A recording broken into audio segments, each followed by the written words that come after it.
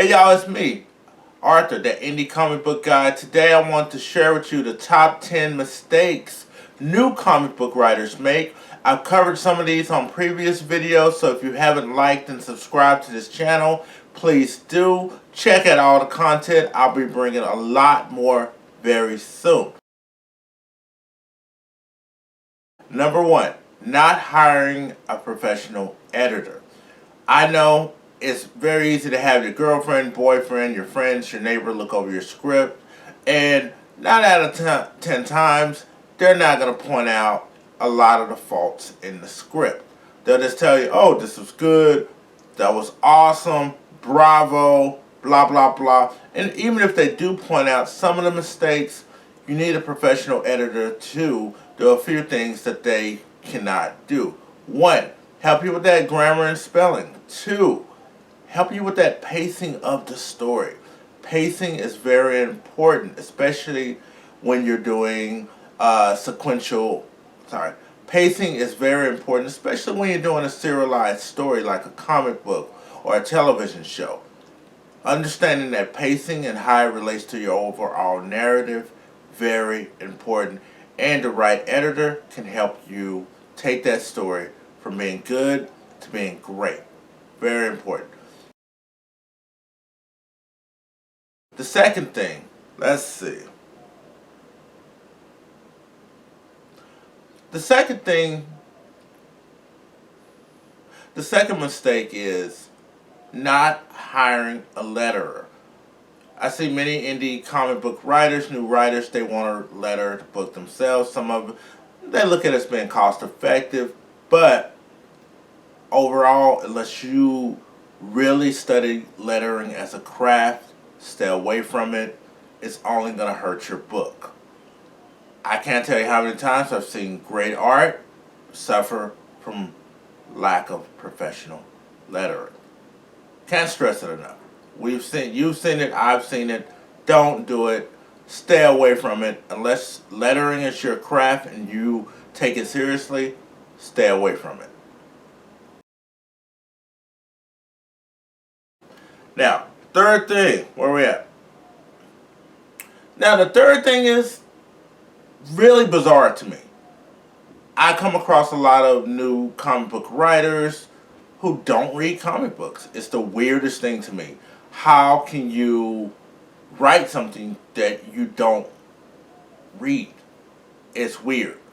And I get comments like, oh, I used to read comic books growing up. Okay, you're a grown man now. What about now? What are you reading now? Are you reading any books? Doesn't have to be a comic book. Are you reading anything? Oh, no. Maybe a few months ago I read something. No. It's like a musician. How can you be a musician and you don't listen to music? I equate it. It's the same thing.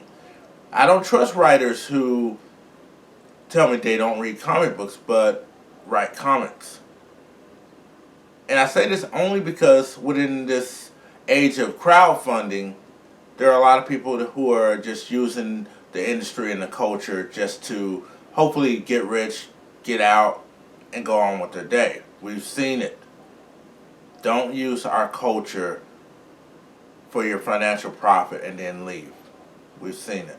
So you cannot excel as a comic book writer if you don't study this industry, if you don't read the contents.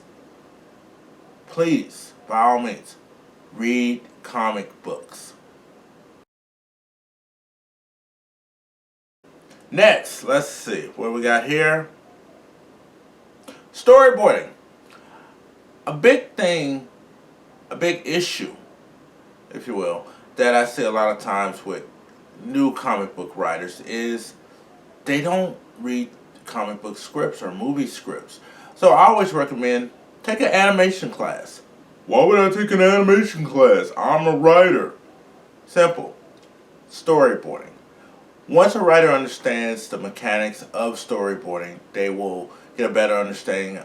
They will get a better understanding of what an artist does when they break down the script and how to even do little, breakdowns themselves for the artists.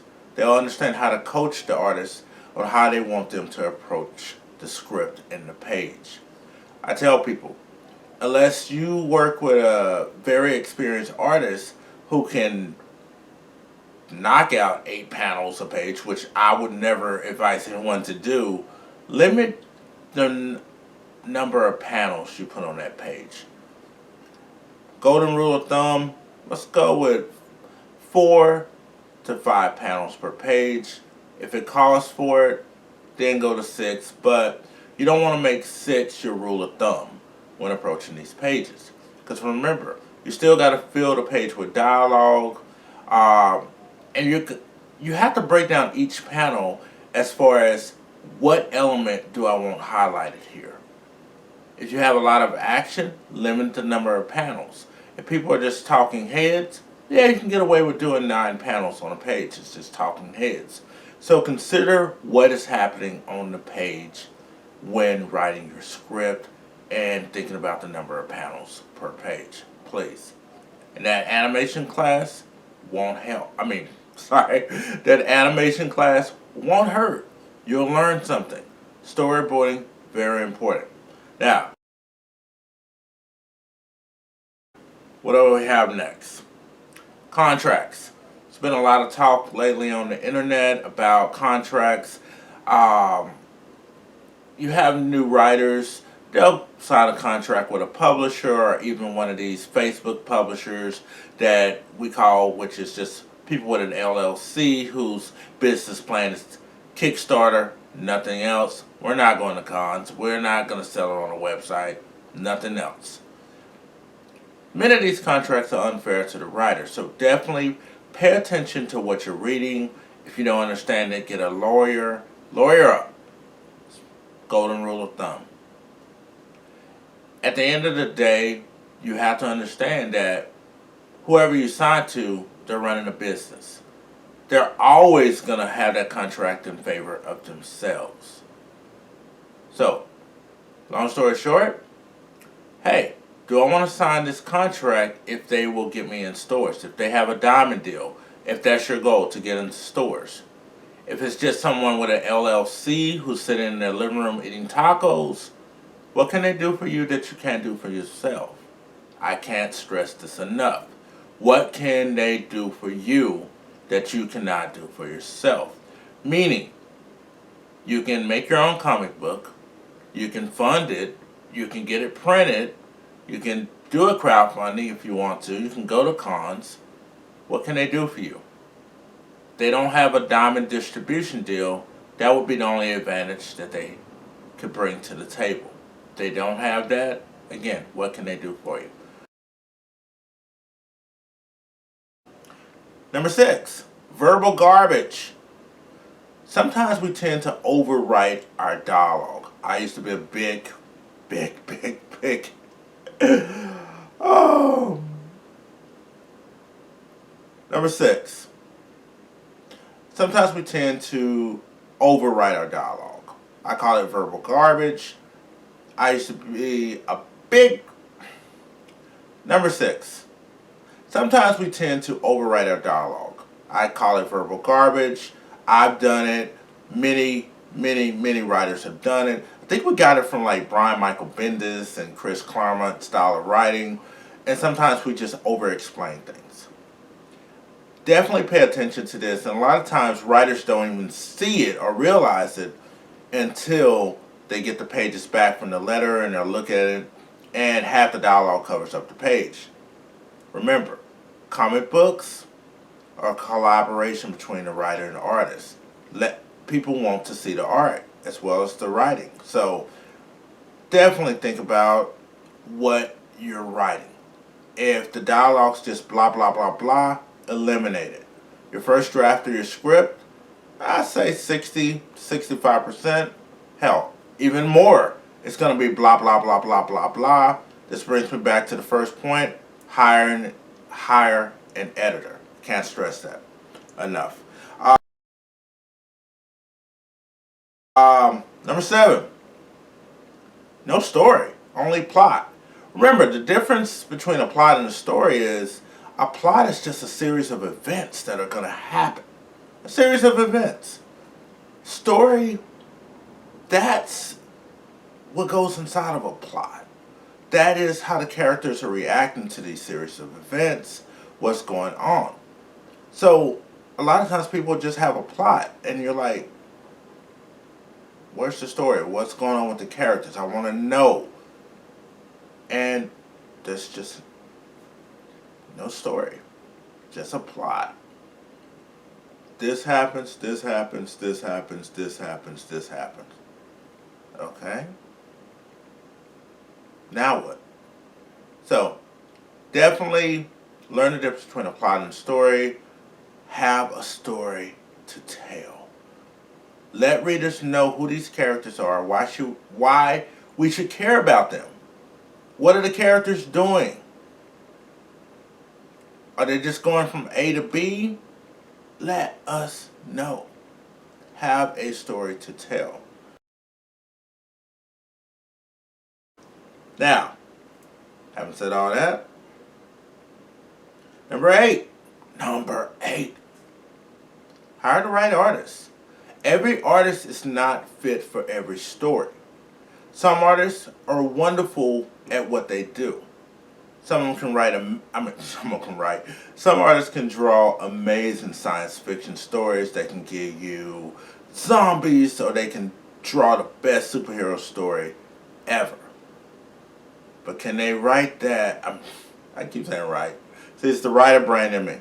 But can this artist who can draw this amazing fantasy story, can that same artist draw that slice of life story that you want to tell? Can that slice of life artist draw this amazing medieval story that you want to tell? Can they draw it? Can they? So make sure you hire the right artist. Now, speaking of that, I almost failed. See that? What I do for you? I do my own stunts. Make sure you're not hiring a pinup artist. If you just see a bunch of pinups and no sequential art, that's not the artist for you. Again, hire the right artist. Make sure they can not only do sequential work, check their resume. Make sure that they've completed projects. This is important because a lot of times we'll hire somebody, it's their first comic book that they've ever drawn. They don't know if they can complete this. You don't know if they can complete this. It costs a lot of money to make a comic book on average. I think we broke it down before, about $2,000 to $3,000 on the low end. So if you're spending that kind of money, make sure the artist can actually do the work. Make sure they can. One thing I do is, before I hire any artist, I have them do a test page for me. Make sure that they can break down my script and the way I write. A good artist will enhance that script. So, think about that. Now, speaking of artists, number 9, pay your artists. Pay your whole creative team. There are a lot of forums on the internet where artists are complaining they're not getting paid. They're not getting paid. They're not getting paid. They're not getting paid. I see this complaint daily almost. And it sickens me as a writer, knowing that some of my fellow writers are not paying their artists for their hard work. And some of these artists they'll offer a discounted price. They're like, oh, I normally charge this, but you know what?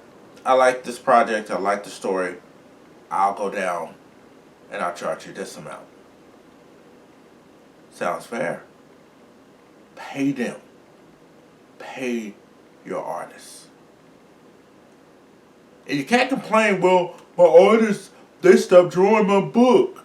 Well, you didn't pay them. I would stop drawing your book too if you didn't pay me. Well, my artists, they just disappeared. You didn't pay them. That's why they disappeared. They're like, I'm not going to keep completing pages for someone who's not paying me money. That's the extent of your relationship. This is a business. If you're not paying your people, you can't be upset with them if they walk away from the project. It's that simple. And artists out there, if you're watching this, never accept any back-end deals. If you cannot get payment within a timely fashion, walk away. Don't do the work. Don't do it. Number 10, the last tip on the top 10 mistakes new comic book writers make is uninspired ideas. A lot of people who read indie comics, for example, they're like, oh, I don't read mainstream comics, but they turn around and their character is just a copycat of something that's already out. So don't tell me, oh, I don't read Marvel and DC, and everything I see from you is a version of a Marvel or DC character. Come on, bro. Be more original than that. Bring me something like Saga. Bring me something like Excellence. Bring me something where I'm inspired as a writer to pick up my pen and write. That's what I want you to do. Inspire not only me, inspire yourself. Inspire the next generation of writers and artists out there. Because if you're just regurgitating something that's already out there and not even putting a little spin on it, that's not original, bro. Not original. So that's it. That's the top 10 mistakes that new comic book writers tend to make. Let me know what you think in the comments. If you want me to do a follow-up to this video, let me know. There's a lot of more mistakes out there that we all tend to make. Despite our skill levels, you can be a pro at this and still make some of these mistakes. So, don't forget to like and subscribe to this channel. It's me, the Indie Comic Book Guy. I'll see you on the next video. Peace twice.